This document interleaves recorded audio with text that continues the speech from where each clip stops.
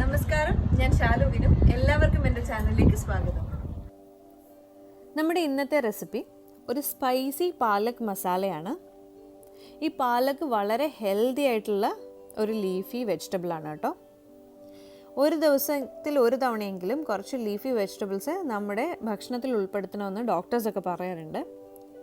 അപ്പോൾ നിങ്ങൾ ഒരു തവണയെങ്കിലും ഈ രീതിയിൽ പാലക് മസാല ഒന്ന് ചെയ്ത് നോക്കണം. ഇത് ചപ്പാത്തിക്കും ചോറിനും ഒക്കെ നല്ല അടിപൊളി ഒരു കോമ്പിനേഷനാണ് കേട്ടോ. എനിക്ക് ചപ്പാത്തിക്കാണ് ഇത് കുറച്ചുകൂടെ കൂടുതൽ ഇഷ്ടം.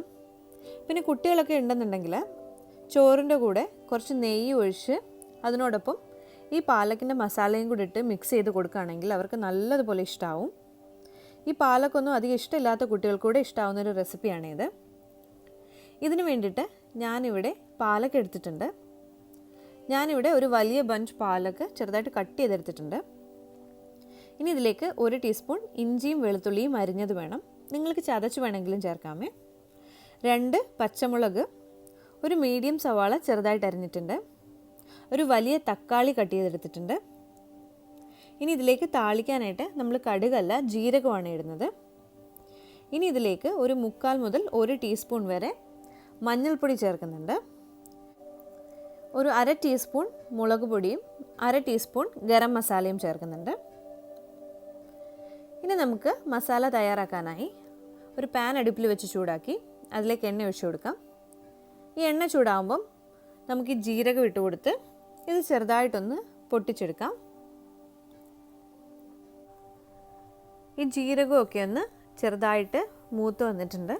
നമുക്കിനി ഇതിലേക്ക് അരിഞ്ഞു വെച്ചിരിക്കുന്ന സവാളയും പച്ചമുളകും ചേർത്ത് കൊടുക്കാം. നിങ്ങൾക്ക് ചുവന്നുള്ളി കയ്യിലുണ്ടെങ്കിൽ അത് ചേർത്ത് കൊടുക്കാം കേട്ടോ. ഞാനിപ്പോൾ ഇവിടെ സവാളയാണ് എടുത്തിരിക്കുന്നത്.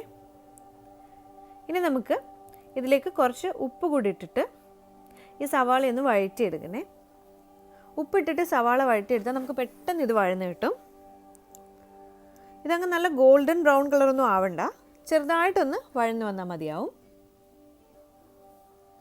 ഇതിപ്പോൾ ആവശ്യത്തിന് ഒന്ന് വഴന്ന് വന്നിട്ടുണ്ടേ. നമുക്കിനി ഇതിലേക്ക് അരിഞ്ഞു വെച്ചിരിക്കുന്ന ഇഞ്ചിയും വെളുത്തുള്ളിയും ചേർത്ത് കൊടുക്കാം. നിങ്ങൾക്ക് വേണമെങ്കിൽ ഇഞ്ചിയും വെളുത്തുള്ളിയും ചതച്ച് ചേർക്കാം, ഇല്ലെങ്കിൽ ജിഞ്ചർ ഗാർലിക് പേസ്റ്റ് ആക്കിയിട്ടും നമുക്ക് ചേർത്ത് കൊടുക്കാം. ഞാനിപ്പോൾ ഇവിടെ ചെറുതായിട്ട് അരിഞ്ഞാണ് ചേർക്കുന്നത്. ചിലർക്കിത് അങ്ങനെ അധികം കടിക്കുന്നത് ഇഷ്ടമല്ല ഈ മസാലയിൽ. അങ്ങനെയാണെങ്കിൽ അരച്ച് വേണമെങ്കിലും ചേർക്കാം കേട്ടോ. ഇനി ഇഞ്ചിയുടെയും വെളുത്തുള്ളിയുടെയൊക്കെ പച്ച മണം ഒന്ന് മാറി വരുന്നവരെ നമുക്കിതൊന്ന് വഴറ്റിയെടുക്കണം. ഇപ്പോൾ ഇതിൻ്റെ പച്ചമണമൊക്കെ പോയിട്ടുണ്ട്. സവാളയും കുറച്ചുകൂടെ ഒന്ന് വഴന്നു വന്നിട്ടുണ്ട്. നമുക്കിനി ഇതിലേക്ക് അരിഞ്ഞു വെച്ചിരിക്കുന്ന തക്കാളി ചേർത്ത് കൊടുക്കാം.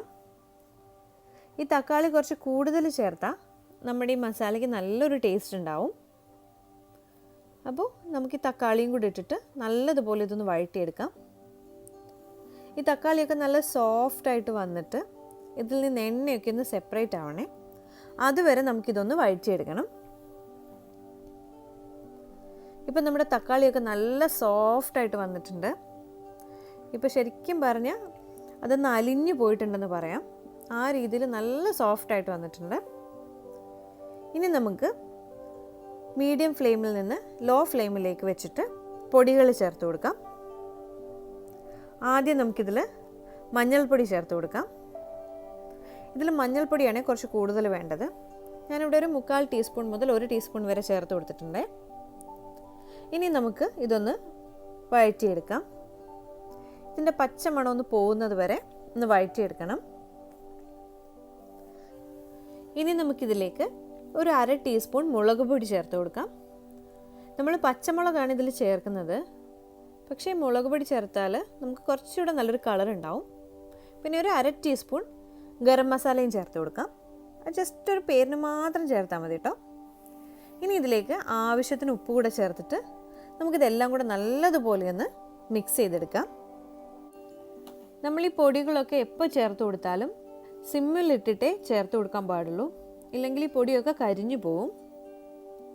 ഇതിപ്പം ഈ മസാലയുടെയൊക്കെ സ്മെല്ലൊന്ന് മാറിയിട്ടുണ്ട്. ആ പച്ച മണമൊക്കെ മാറി നല്ലതുപോലെ വഴന്ന് വന്നിട്ടുണ്ട്. ഇനി നമുക്കിതിലേക്ക് അരിഞ്ഞു വെച്ചിരിക്കുന്ന നമ്മുടെ പാലക്ക് ചേർത്ത് കൊടുക്കാം. ഇതിപ്പോൾ ചേർക്കുമ്പോൾ കുറേ ഉണ്ടെന്ന് തോന്നും. ഇതൊന്ന് വഴന്ന് കഴിഞ്ഞാൽ ഇത് ശരിക്കും ചുരുങ്ങിപ്പോകും എന്ന് പറയാം. അത്ര ചെറുതായിട്ട് കുറച്ച് ക്വാണ്ടിറ്റിയേ വരുള്ളൂ. ഇനി നമുക്ക് ഇതൊന്ന് ഇളക്കി കൊടുക്കാം. ഇപ്പം നമ്മുടെ മസാലയെല്ലാം അടിയിലാണ്.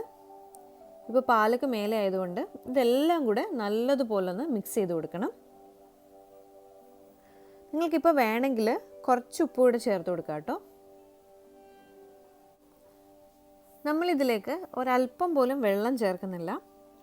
ഈ പാലക്കിൽ നിന്ന് തന്നെ വെള്ളമൊക്കെ ഇറങ്ങിയിട്ട് ഇതൊന്ന് വെന്ത് വരും. അപ്പോൾ അതുകൊണ്ട് ഒട്ടും വെള്ളം ചേർക്കാതിരിക്കാൻ ശ്രദ്ധിക്കണേ. ഇപ്പം നമ്മുടെ പാലക്കൊക്കെ ഒന്ന് വഴന്ന് വന്നിട്ടുണ്ട്. നമ്മൾ വെള്ളം ചേർക്കാതെ തന്നെ ഇത് എത്ര സോഫ്റ്റായിട്ട് വന്നിട്ടുണ്ടെന്ന് നോക്ക്.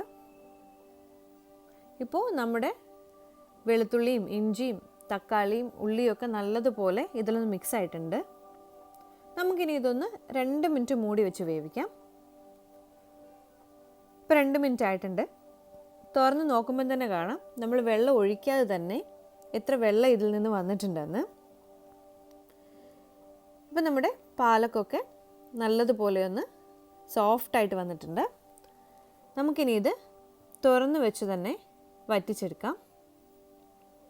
ഈ വെള്ളമൊക്കെ നല്ല ഡ്രൈ ആയിട്ട് വരണം. അതുവരെ നമുക്ക് ഇതൊരു മീഡിയം ഫ്ലെയിമിലിട്ട് വഴറ്റിയെടുത്തുകൊണ്ടിരിക്കാം. ഈ സമയത്ത് ഉപ്പൊക്കെ ഒന്ന് ടേസ്റ്റിന് നോക്കിയിട്ട് കുറവാണെന്നുണ്ടെങ്കിൽ നമുക്ക് കുറച്ചുകൂടെ ചേർത്ത് കൊടുക്കാം കേട്ടോ. നമ്മൾ ഏത് കറി ചെയ്താലും ഉപ്പൊക്കെ ആദ്യം വളരെ കുറച്ച് ചേർക്കുക. അതിനുശേഷം ആവശ്യമെന്നുണ്ടെങ്കിൽ മാത്രം പിന്നീട് ചേർത്താൽ മതിയാവും. അതല്ലാന്നുണ്ടെങ്കിൽ കൂടിപ്പോയി കഴിഞ്ഞാൽ അത് കുറയ്ക്കാൻ വലിയ പാടാണ്. അപ്പം ഞാൻ കുറച്ചുകൂടെ ചേർത്ത് കൊടുത്തിട്ടുണ്ടേ. ഇനി ഈ വെള്ളമൊക്കെ ഒന്ന് നല്ലതുപോലെ ഡ്രൈ ആയിട്ട് വരണം. നിങ്ങൾക്ക് വേണമെങ്കിൽ ഇത് ഇങ്ങനെ തന്നെ എടുക്കാം. ഇങ്ങനെ തന്നെ എടുത്ത് കറിയായിട്ട് യൂസ് ചെയ്യുകയും ചെയ്യാം കേട്ടോ. ഇപ്പോൾ നമ്മുടെ പാലക്കിൻ്റെ കളറൊക്കെ മാറിയിട്ടുണ്ട്. നമ്മൾ ചേർത്തപ്പോൾ നല്ലൊരു ഗ്രീൻ കളറായിരുന്നു. ഇപ്പോൾ ആ ഗ്രീൻ കളർ മാറി നല്ല ഡാർക്ക് ഗ്രീൻ ആയിട്ടുണ്ട്.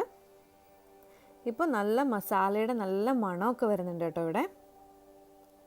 ഇതാണ് നമ്മുടെ പാലക് മസാലയുടെ പരുവം. ഈ ഒരു രീതിയിൽ എത്തിക്കഴിയുമ്പോൾ നിങ്ങൾക്കിത് ഓഫ് ചെയ്യാം. അത്രയേ ഉള്ളൂ. നമ്മുടെ സ്പൈസി പാലക് മസാല റെഡി ആയി കഴിഞ്ഞു. അപ്പോൾ എന്തായാലും നിങ്ങളിതൊന്ന് ട്രൈ ചെയ്ത് നോക്കണേ. ഇഷ്ടമാണെന്നുണ്ടെങ്കിൽ എൻ്റെ ചാനലൊന്ന് ലൈക്ക് ചെയ്ത് ഷെയർ ചെയ്ത് സബ്സ്ക്രൈബ് ചെയ്യണേ.